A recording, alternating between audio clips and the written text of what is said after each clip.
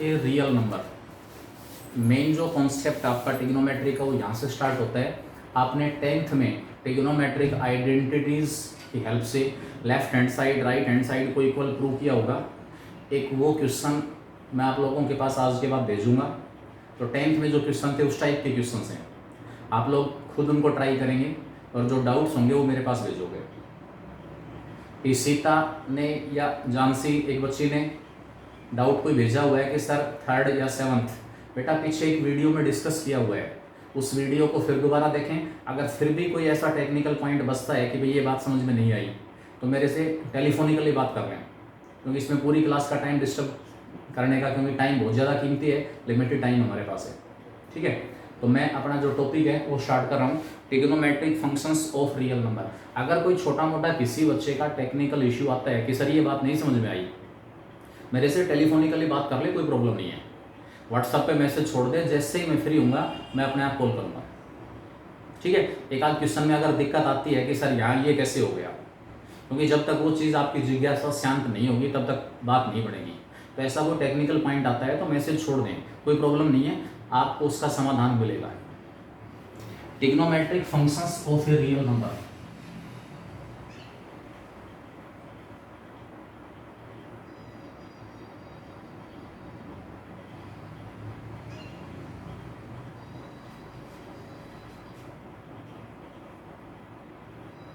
अभी तक हम टी रेशियो की बात कर रहे थे, टी रेशियो साइन थीटा। आपने कहा था थीटा यहाँ पर एंगल है, और मेनली 10th में आपने जोर दिया एंगल के ऊपर कि भी 0, 30, 45, 60, 90। 11th में आने के बाद हमारी नॉलेज अपडेट हुई कि एंगल का मैग्नीट्यूड कितना ही बड़ा हो सकता है, पॉजिटिव हो सकता है, नेगेटिव हो सकता है। अब यहाँ पर मैं एंगल था ना, उसको रिप्लेस कर रहा हूँ रियल नंबर से। Trigonometric functions of a real number, यानी कि अगर मैं साइन थीटा की बात कर रहा हूँ तो थीटा यहाँ पर हमारे पास रियल नंबर होगा। कैसे होगा वो देखें, एक बार उस पॉइंट को समझने की कोशिश करें।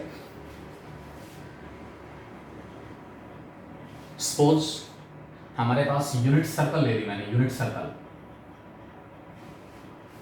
ठीक है, यूनिट सर्कल का मतलब इस सर्कल का जो रेडियस है मैंने 1 ले लिया। इस सर्कल के ऊपर एक आर्क ली मैंने, आर्क ए बी। इसकी लेंथ इक्वल टू एक्स है, length of arc A B X. क्या आप ये कह सकते हैं कि एक्स एक रियल नंबर होगा? आर्क की लेंथ है, रियल नंबर। ठीक है, अब जो रिलेशन हमने पढ़ी है theta equal to L by R, जो पिछली एक्सरसाइज में पढ़ी है, इस रिलेशन के अंदर अगर आर को मैं 1 पुट कर रहा हूं, लेंथ ऑफ आर्क मेरे पास x है, तो l तो x हो गया, theta equal to x upon 1। थीटा जो है वो हमारे पास क्या आ गया, x अपॉन 1। यानी कि जो वैल्यूज ये x एक्वायर करेगा वही वैल्यू कौन एक्वायर करेगा, थीटा। तो एक नया कॉन्सेप्ट हमारी नॉलेज के अंदर यानी कि अपडेट हो गए हम कि साइन थीटा की अगर मैं बात कर रहा हूँ तो इसमें लिमिटेड वैल्यूज नहीं है थीटा के लिए। ये जो थीटा है वो कोई भी रियल नंबर वैल्यूज एक्वायर करेगा x। जो पॉसिबल वैल्यूज x की हो सकती हैं, जो पॉसिबल वैल्यूज x की हो सकती हैं वही पॉसिबल वैल्यूज किसकी जाएंगी, थीटा की जाएंगी। ठीक है, तो आपके पास x अगर रियल नंबर है, क्योंकि ये लेंथ ऑफ आर्क को रिप्रेजेंट कर रहा है, आर्क की लेंथ कुछ भी हो सकती है, 1, 1.1, 1.2, 1.11, 1.12 एंड सो ऑन, कुछ भी हो सकता है। तो उसके अकॉर्डिंग जो x की पॉसिबल वैल्यू होगी वही हमारे पास थीटा की भी पॉसिबल वैल्यू होगी। तो इसके बाद जब मैं टी रेशियोज की बात करूंगा, इसका मतलब वहाँ पर जो आपके पास एंगल जो था उस एंगल को हम किससे रिप्लेस कर देंगे, रियल नंबर से। Trigonometric functions of real numbers. ठीक है, यानी कि एंगल जो है वो रिप्लेस हो गया रियल नंबर से, पहला पॉइंट। दूसरा पॉइंट आपके पास है डिफरेंट जो ट्रिग्नोमेट्रिक फंक्शंस हैं उनकी वैल्यू निकालूंगा मैं फॉर एंगल रियल एक्स। यानी कि जो एंगल हमारे पास है वो रियल एक्स होगा। एक्स जो है वो रियल नंबर है, जो एक्स वैल्यूज एक्वायर कर रहा है वही हमारे पास कौन एक्वायर करेगा, थीटा। तो अब साइन थीटा निकालने का मतलब है, मैंने क्या कहा, यहाँ से आपके पास ये वाला एंगल थीटा है, R1 होने की वजह से थीटा और एक्स दोनों इक्वल हो गए, तो इस थीटा की वैल्यू भी कितनी आएगी, एक्स की इक्वल ही आएगी। अब मैं अगला जो पॉइंट लेके चल रहा हूँ कि जो डिफरेंट हमारे पास ट्रिग्नोमेट्रिक फंक्शंस हैं उनकी हम वैल्यू निकाल रहे हैं। उसके बाद नेक्स्ट पॉइंट आएगा कि जो ट्रिग्नोमेट्रिक फंक्शंस उनका डोमेन, किसी भी ट्रिग्नोमेट्रिक फंक्शन का डोमेन, एक बार मैंने डोमेन के बारे में पहले बताया था आपको, हल्का सा फंक्शंस की जहाँ बात चली थी वहाँ पर डोमेन के बारे में मैंने आपको बताया था, set of all those real numbers for which F x is well defined. अब वहाँ ये भी बताया था एक्स का कोई भी फंक्शन है, अगर किसी एक्स के लिए एफ एक्स की वैल्यू 0/0 फॉर्म में चलेगी, square root of negative form आ गया, log of negative, non zero upon zero. जैसे अब मैं टी रेशियो साइन को मैं कहूँगा f x equal to sine x, इनको ट्रिग्नोमेट्रिक फंक्शन बना देंगे, एक्स को थीटा से रिप्लेस कर दोगे, एफ थीटा साइन थीटा हो जाएगा। तो यहाँ से मुझे ये चेक करना है कि ये जो एक्स है ना वो कौन कौन सी वैल्यूज एक्वायर करेगा जिसके लिए साइन एक्स वेल डिफाइंड। विस्तार से हम डोमेन और रेंज के बारे में पढ़ेंगे जब फंक्शन वाला टॉपिक डिस्कस करेंगे। फिलहाल आपके पास फंक्शन जो है वो एक फाइनाइट रूल होता है। फंक्शन क्या होता है, सेट एक्स से सेट वाई के ऊपर एक फाइनाइट रूल है। मैंने और भी डिटेल में समझाने के लिए फंक्शन आपको बताया था, एक मशीन होती है जिसमें आप इनपुट डालोगे वो कैलकुलेट करके हमें आउटपुट दे देगी। तो उसी प्रकार एफ जो है फंक्शन जो है वो भी एक तरह से मशीन का ही काम करेगा। कोई भी फाइनाइट रूल आपके पास है, इनपुट हमने दिया, इनपुट का मतलब एक्स हम अपनी तरफ से सप्लाई करेंगे, उसके लिए मुझे कोरस्पॉन्डिंग एफ एक्स मिल जाएगा। अगर F x equal to X square है, आप एक्स रख रहे हो 2, तो कोरस्पॉन्डिंग जो वैल्यू हमारे पास फंक्शन की आएगी हमें आउटपुट के रूप में 4 मिलेगा, 2 का स्क्वायर 4 हो गया। तो इस तरीके से सारे के सारे जो ट्रिग्नोमेट्रिक रेशियोज हैं, टी रेशियोज हैं, एंगल की बात थी, एंगल रिप्लेस हो गया रियल नंबर से, तो सारे के सारे जो टी रेशियोज हैं वो अब किस में चेंज हो जाएंगे, trigonometric functions, there domain and range. Main point domain and range, ठीक है। तो उस पॉइंट के ऊपर आ रहा हूँ मैं फिलहाल। सबसे पहले डिफरेंट जो ट्रिग्नोमेट्रिक फंक्शंस हैं उनका डोमेन क्या होगा और उनकी रेंज क्या होगी।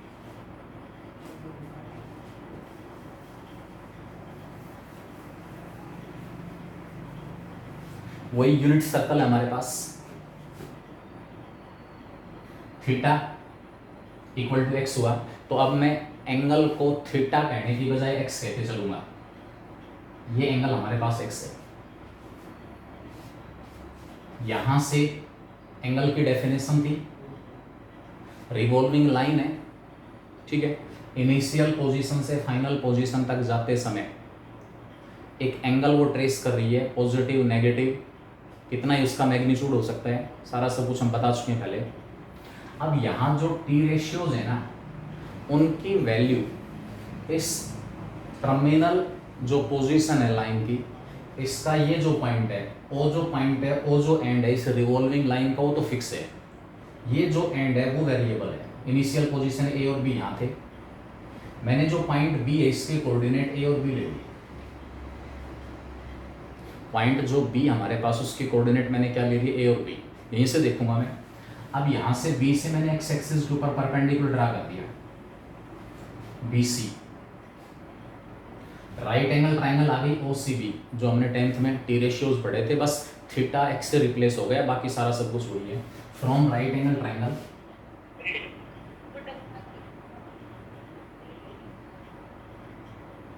ओ सी,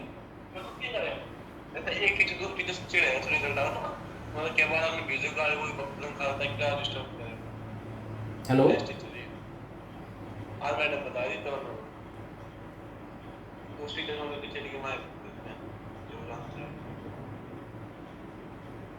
सक्षम, सक्षम। बेटा अपना ऑडियो जो है म्यूट करें। देखो अगर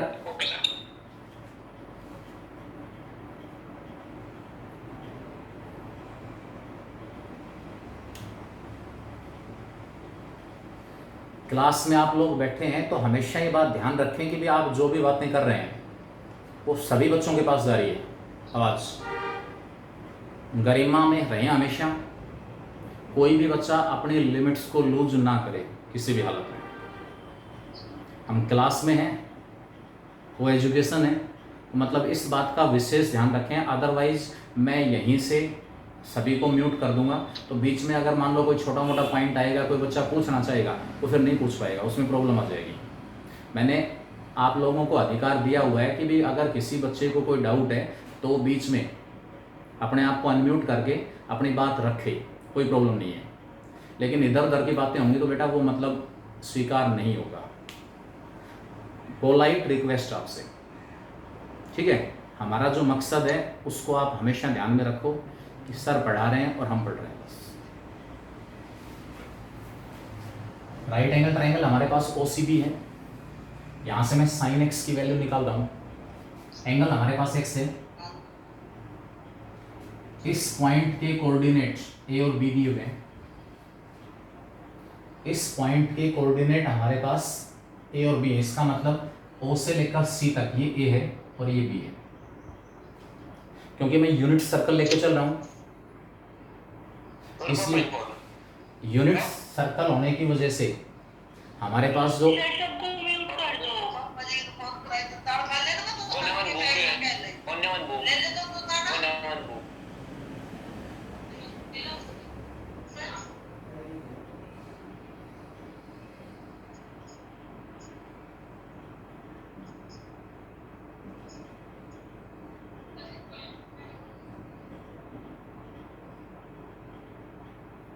मयंक,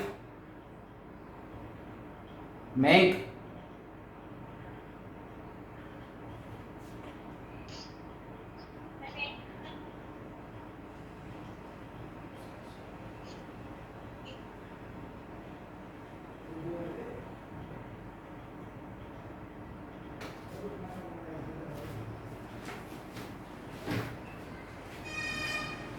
अरे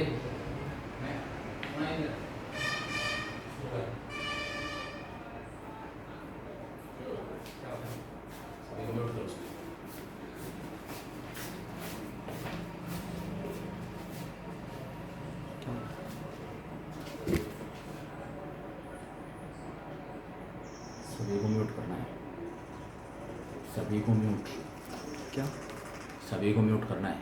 सब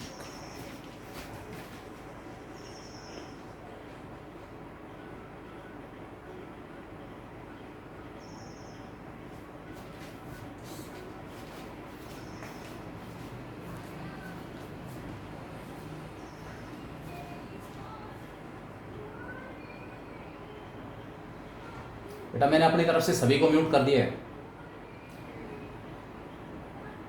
अब अगर किसी बच्चे के साथ कोई प्रॉब्लम है वो अपना रिटर्न में मैसेज छोड़ेगा या मेरे पास व्हाट्सएप पे मैसेज छोड़ देगा, हम बाद में बात करेंगे उस मैटर पे।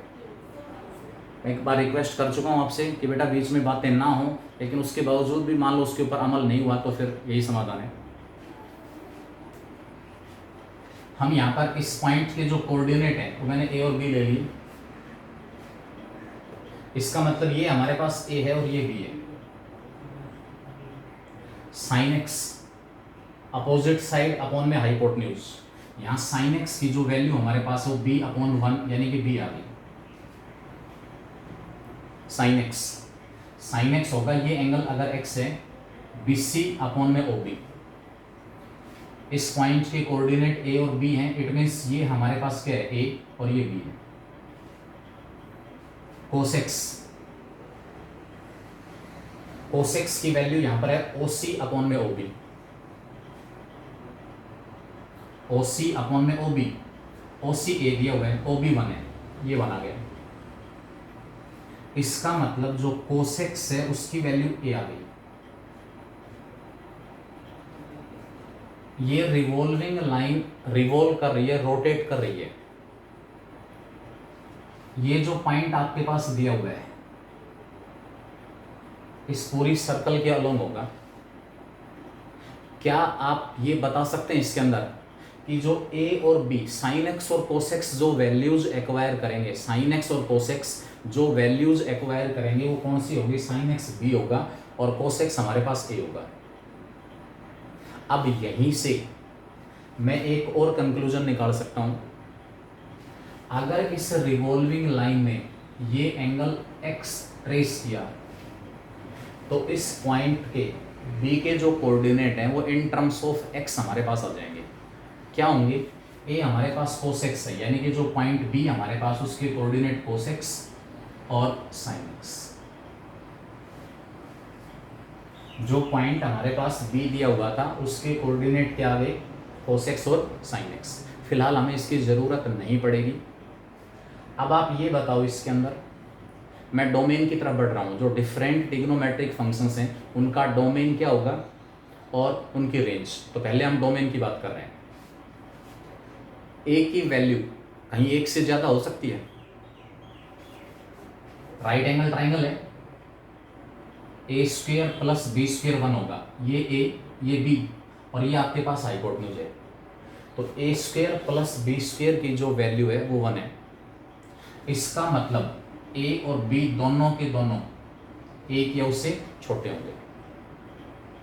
अगर ये पॉइंट यहाँ की बजाय यहाँ जाएगा, एक्स कोऑर्डिनेट नेगेटिव हो जाएगा, वाई पॉजिटिव हो जाएगा। अगर ये रिवॉल्विंग लाइन थर्ड क्वाड्रेंट में आ गई, ए और बी दोनों नेगेटिव हो जाएंगे। लेकिन ए स्क्वेयर प्लस बी स्क्वेयर जो है वो हमेशा क्या होगा? 1। ठीक है, पाइथागोरस थ्योरम।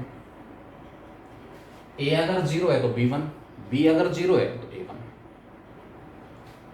ए और बी वेल डिफाइन है, कहीं पर भी ए और बी की value 0/0, non 0/0, square root of negative और लॉग ऑफ नेगेटिव। इनमें से किसी भी फॉर्म में ए और बी रिड्यूस नहीं होगा। ए और बी की वैल्यू कभी भी है, जो मेनली हमारे पास जब हम डोमेन की बात करते हैं तो ये 4 फॉर्म होती है। फंक्शन के डोमेन की बात हम कर रहे हैं। वैसे तो अनडिटर्मिनेट फॉर्म लिमिट का टॉपिक पढ़ेंगे और भी होती हैं, लेकिन जब फंक्शन के डोमेन की हम बात कर रहे हैं 0/0 फॉर्म में नहीं जाना चाहिए एफ एक्स। अगर किसी एक्स के लिए एफ एक्स की वैल्यू 0/0 फॉर्म में रिड्यूस हो रही है, इसका मतलब है उस एक्स के लिए फंक्शन डिफाइन नहीं है, वो एक्स उस फंक्शन के डोमेन में शामिल नहीं है। दूसरा ऑप्शन नॉन 0/0 नॉट डिफाइन होता है। तो ए और बी की वैल्यू कभी भी, ए और बी जो दोनों हैं वो रियल नंबर वैल्यूज एक्वायर करेंगे। ए और बी बेटा इसके अंदर आपके पास =1 भी होगा, लेकिन सपना इक्वेशन डाल रही है कि ए और बी <1। ठीक है, तो ए और बी आपके पास दोनों साइमल्टेनियसली 1 नहीं हो सकते। यहां पर है पॉइंट ए और बी, ये पॉइंट है ये ए। अगर इस पॉइंट को मैं ए बी कह रहा हूं तो यहां पर ए की वैल्यू 1 हो जाएगी और बी 0 हो जाएगा। अगर ये रिवॉल्विंग लाइन यहां चली गई तो पॉइंट बी अगर यहां आ गया तो यहां पर हमारे पास ए 0 हो जाएगा और बी 1 हो जाएगा। ए 0 होगा और बी क्या होगा? 1। ठीक है, यानी कि मैक्सिमम वैल्यू, ये जो पॉइंट्स हैं यहाँ पर ए की वैल्यू आपके पास क्या हो? -1 और बी 0, ये ओरिजिन है। और ये वाला जो पॉइंट है यहाँ पर ए 0 होगा और बी की वैल्यू क्या होगी? 1। मतलब ये नहीं कि आप ए की वैल्यू भी ए से आपस में रिलेटेड है, एक घटेगा दूसरा बढ़ेगा। ये अगर पॉइंट यहाँ पर एक्स एक्सिस के नज़दीक रहेगा,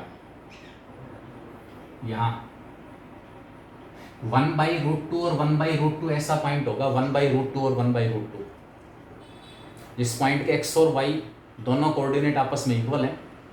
ठीक है, वो बिल्कुल आपको इसके बीच में मिलेगा, इस क्वाड्रेंट के बिल्कुल बीच में मिलेगा। अदरवाइज अगर ये रिवॉल्विंग लाइन इधर वाई एक्सिस की तरफ जाएगी तो इसका मतलब हमारे पास ए घटता जाएगा, बी इंक्रीज होता जाएगा। ठीक है, अगर इधर एक्स एक्सिस की तरफ आएगी तो ए इंक्रीज होता चलेगा और b decrease. A square plus b square की वैल्यू हमेशा 1 होगी। और ए और बी दोनों की वैल्यू एक्चुअल में यहाँ पर जो लेस देन इक्वल टू 1 लिया है -1 से +1 के बीच में आएगी, क्योंकि यहाँ सेकंड, थर्ड और फोर्थ क्वाड्रेंट में अगर पॉइंट जा रहा है तो उसके अकॉर्डिंग इसके जो कोऑर्डिनेट्स हैं पॉजिटिव और नेगेटिव होते चलेंगे। ठीक है, अब मैं एक, ठीक है मैंने साइन डिफाइन कर लिया, कोस डिफाइन कर लिया। x चाहे कोई भी वैल्यू एक्वायर करे, h, a and b are real number. आपके पास एक्स वाई प्लेन दिया हुआ है, इस प्लेन के अंदर यूनिट सर्कल के सरकमफ्रेंस के ऊपर जितने भी पॉइंट हैं उन सब पॉइंट्स के जो कोऑर्डिनेट्स हैं वो हमारे पास फाइनाइट होंगे और रियल होंगे। इसका मतलब a और b जो है वो हमेशा रियल मिलेगा। a और b की वैल्यू कभी भी इनमें से किसी भी फॉर्म में रिड्यूस नहीं होगी, इन फॉर्म में रिड्यूस नहीं हो रही। इसका मतलब जो साइन x और कोस x हमारे पास है, रियल का मतलब इस कंडीशन को लूज नहीं करेगा, ये कंडीशन तो सेटिस्फाई होगी। मैंने रियल लिख दिया, इसका मतलब ये नहीं है कि कोई भी वैल्यू एक्वायर कर लेगा, ये कंडीशन तो हमेशा सेटिस्फाई करेगा ही करेगा कि -1 से और +1 के बीच में a और b की वैल्यू रहेगी। ठीक है, अब हम बात कर रहे थे x की, इसका डोमेन साइन x और कोस x दोनों की वैल्यू -1 से +1 के बीच में है, क्योंकि a और b -1 से +1 के बीच में है। इसका मतलब साइन x और कोस x दोनों जो फंक्शन है इन दोनों की वैल्यू -1 से +1 के बीच में आएगी।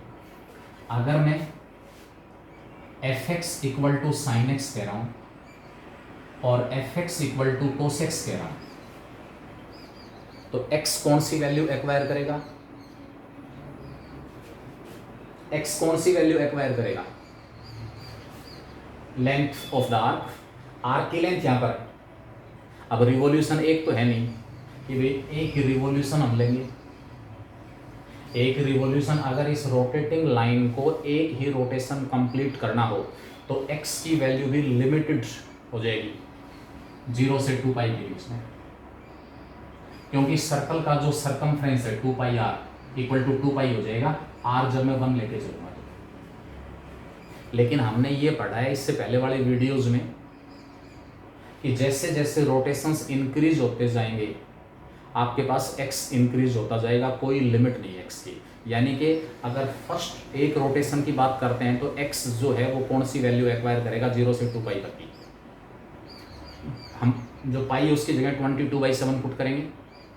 ठीक है, जैसे जैसे रोटेशंस इंक्रीज होते जाएंगे x की वैल्यू इंक्रीज होती जाएगी, कहाँ तक? +∞।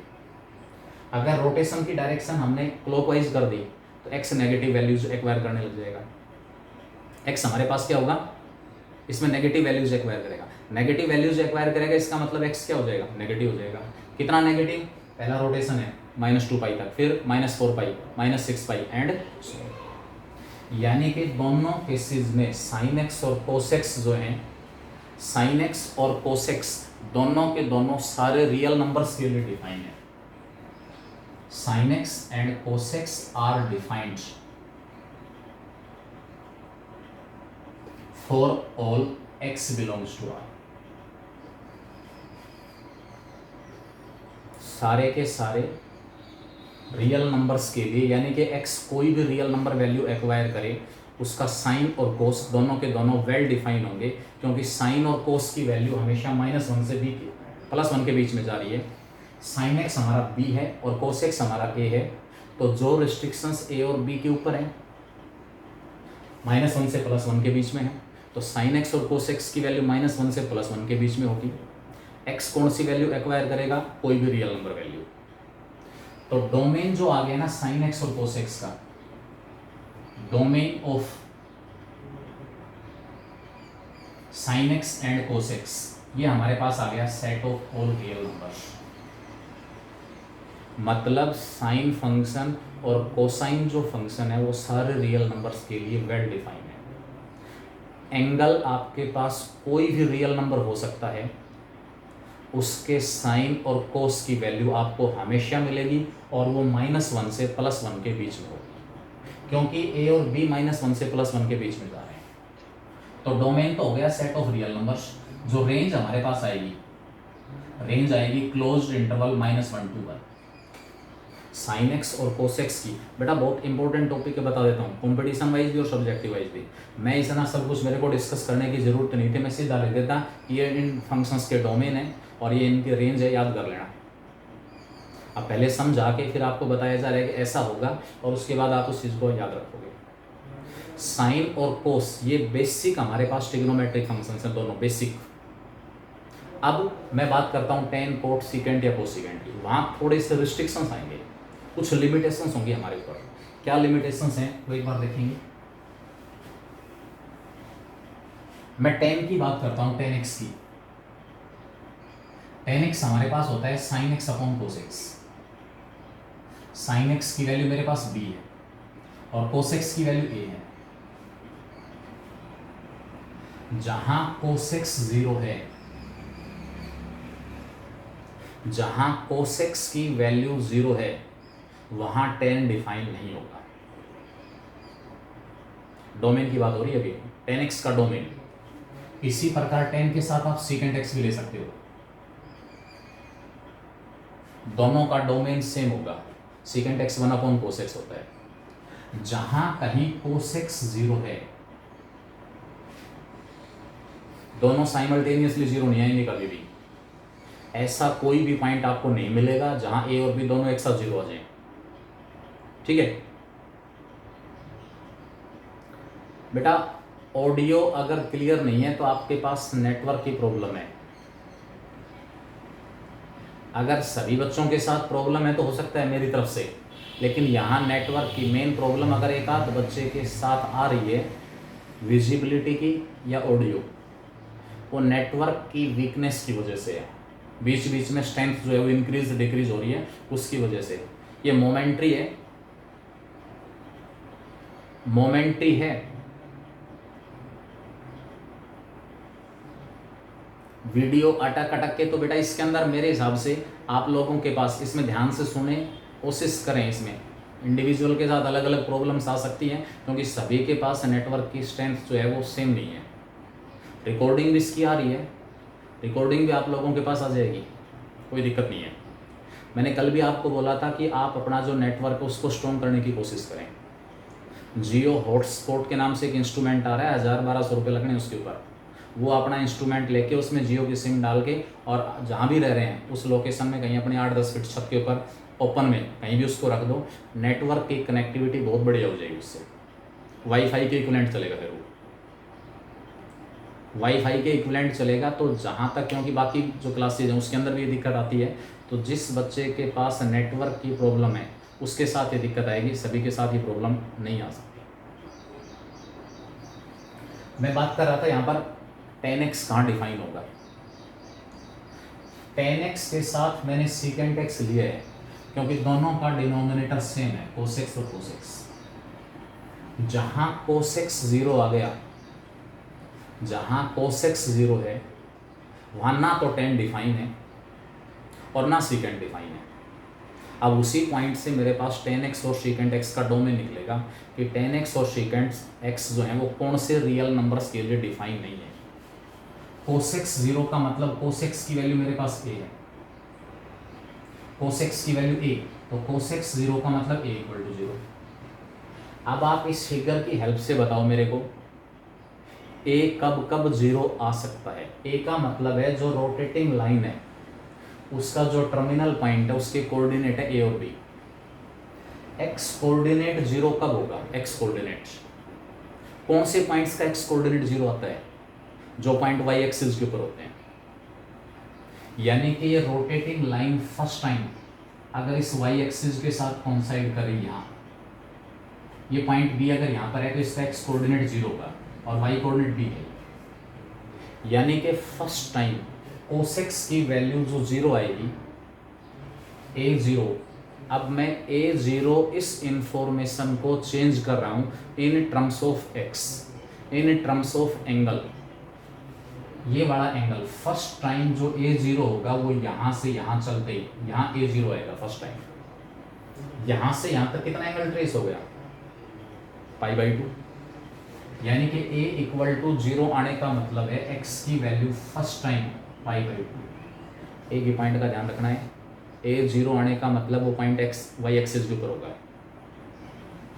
एक भी जिस पॉइंट के कोऑर्डिनेट हैं इसका एक्स कोऑर्डिनेट यानी कि A0 कब आ सकता है, किसी भी पॉइंट का एक्स कोऑर्डिनेट 0 कब होता है, जब वो पॉइंट वाई एक्सिस पर हो।